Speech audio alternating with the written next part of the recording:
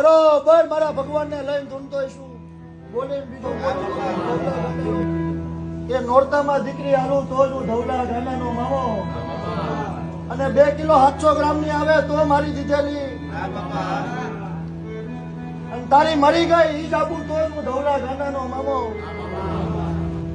વસ્તીને ગોઠી હોય કે ન ગોઠી હોય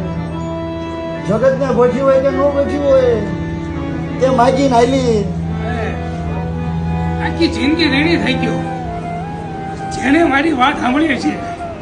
મામાએ તો સાંભળી હતી પણ વસ્તીએ જેને મારી વાત સાંભળી છે જે જેવો કે મારી વાત સાંભળી છે હું એક માવતર તરીકે માવતર છે ને અમે માવતર રાખીએ